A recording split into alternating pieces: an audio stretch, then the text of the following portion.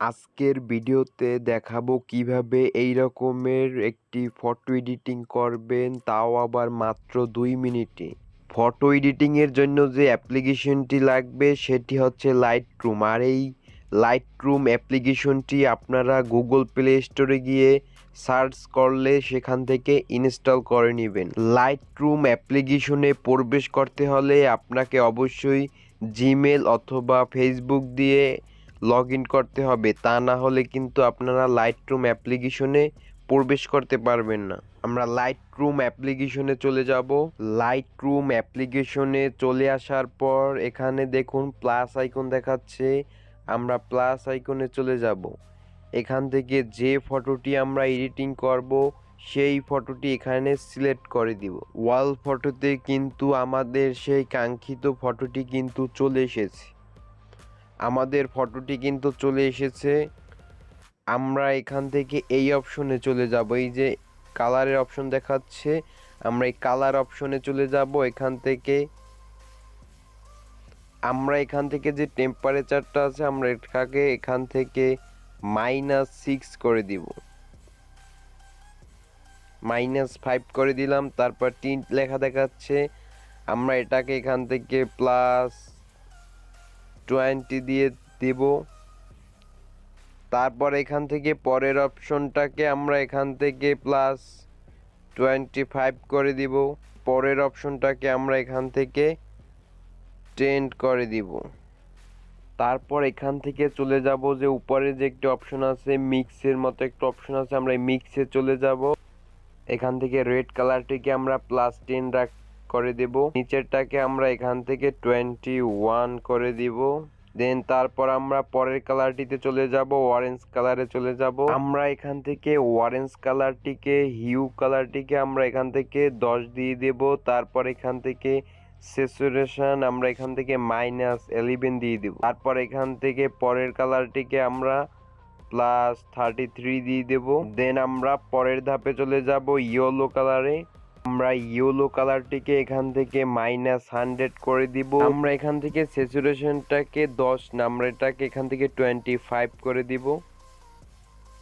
তারপর এখান থেকে পরেরটিকে আমরা 10 দিয়ে দেব অথবা 12 দিয়ে দেব। তারপরের ধাপে আমরা চলে যাব পরের কালারটিতে। আমরা এখান থেকে এই কালারটিকে একদম -100 করে দিব। তারপরেরটিকে -80 করে দিব। তারপরেরটিকে আমরা এখান থেকে -18 করে দিব অথবা 17 দিয়ে দেব।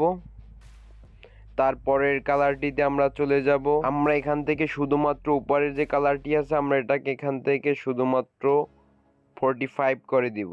তারপরের কালারটিতে চলে যাব। আমরা এখান থেকে তারপরের কালারটিতে চলে যাব। আমরা এটাকে এখান থেকে -35 করে দিব। আমরা স্যাচুরেশনটাকে এখান থেকে 67 করে দিব অথবা 16 দিয়ে দেব। আর এটিকে আমরা এখান থেকে -16 করে দিব। তারপর আমরা নেক্সট কালারে চলে যাব। আমরা এখান থেকে পরের কালারটিতে যে সিলেক্ট করেছি আমরা এখান থেকে এটাকে আমরা স্যাচুরেশন এটাকে আমরা এখান থেকে 80 সিলেক্ট করে দিব।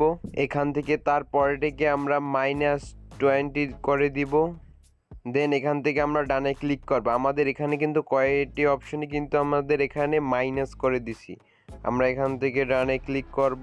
আমরা এখান থেকে এই অপশনটাতে চলে যাব। দেখুন এই অপশনটাতে চলে যাব। তারপর এখান থেকে আমরা ওপরেরটা আমরা কিছু করব না, আমরা পরের যে দ্বিতীয় ধাপটা আছে আমরা দ্বিতীয় ধাপটাকে এখান থেকে 15 করে দিব। তারপর ভিজিটিংয়ে আমরা এটাকে 35 করে দিব। তারপর যে মিড পয়েন্ট দেওয়া আছে আমরা এটাকে এখান থেকে কমিয়ে 30-তে দিয়ে দিব।